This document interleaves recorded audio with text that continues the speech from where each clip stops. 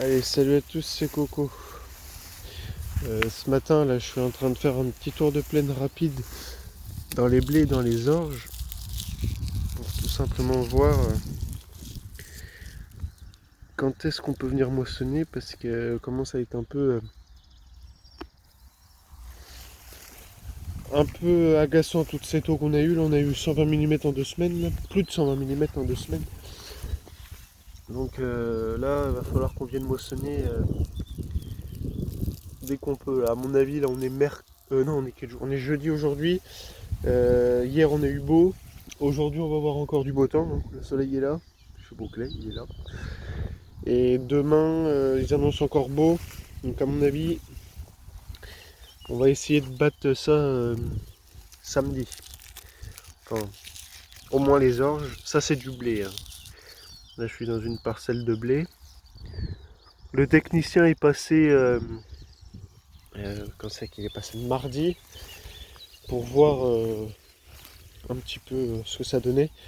Il nous a dit que c'était grand temps de débattre parce qu'il a observé des. Pas spécialement dans cette parcelle, mais il a observé du blé qui est en train de germer. Donc c'est pas trop bon ça, quand le blé commence à germer comme ça dans les pistes, c'est qu'il perd énormément en qualité. Donc il va faire les calculs avec la méthode Hagberg là, pour savoir si on va pouvoir quand même le commercialiser dans la filière pour faire du pain. Donc on va voir. Donc là c'est une parcelle bio, hein. On a un rond de chardon, je sais pas si vous le voyez à la caméra au bout de mon doigt là. Un rond de chardon ici. Mais franchement, faut pas se plaindre. Cette parcelle elle est relativement propre. Le précédent ici, c'était une avoine nue. Donc une avoine nue, bon, elle avait pas trop mal rendu. Mais on voit bien que avoine et derrière faire un blé, franchement, on est bon. Par contre, on a de la folle avoine, mais ça, ça c'est, on n'a pas estimé cette parcelle. Elle n'a pas été estimée. On voit bien qu'il y en a, mais bon, c'est pas la pierre. Là, il y en a un petit peu de folle avoine, mais c'est pas ce qui est le plus dérangeant. Bon, allez, moi je vais aller voir une parcelle de métail là rapidement, savoir de fin de triticale poids, savoir où c'en est, mais le triticale, on va pas le battre tout de suite parce que il est pas mûr. Je suis allé le voir il y a avant qu'il se mette à mouiller, il était encore bien vert, donc il a pas mûri avec toute cette eau. Putain, tout ça c'est les graines de. Ça va regrainer là. Cette année on a de la chance, c'est humide, c'est énormément humide.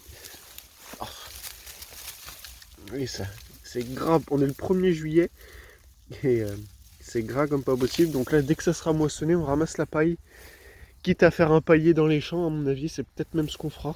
Ou alors on ramassera directement avec le plateau, je sais pas, on verra. Et puis tout de suite on déchaume pour faire des fausses mie là. Parce que là, à mon avis, c'est l'année où il faut vraiment faire un maximum de fausses mie, ça va marcher. Donc c'est pour ça que dès que la paille est ramassée, venir gratter avec le cover crop pour faire des fausses mie, ça fera du bien à toutes les parcelles en blé. Parce que il y en a certaines cette année où ça s'est sali là. Celle-là, honnêtement, c'est la seule qui était en avoine nue l'année dernière. Et là, ça va, franchement, elle est relativement. Enfin, relativement. On a des parcelles plus propres, mais c'est pas la pire. Elle a pas été cimée. Elle a eu un coup d'hercétrie, je crois que c'est tout. On l'a pas binée.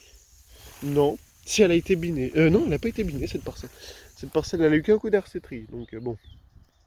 Pour le boulot qu'elle a reçu dessus. Elle a eu semi-RC-tri, un coup de fiente de volaille qu'on avait épandu. Mais je sais pas, bon on la voit plus maintenant, elle est descendue, mais c'est assez refaite cette parcelle, parce qu'à la sortie de l'hiver, elle était vraiment pas jolie. Jolie, le printemps l'avait fatiguée énormément, mais là c'est refaite une petite santé.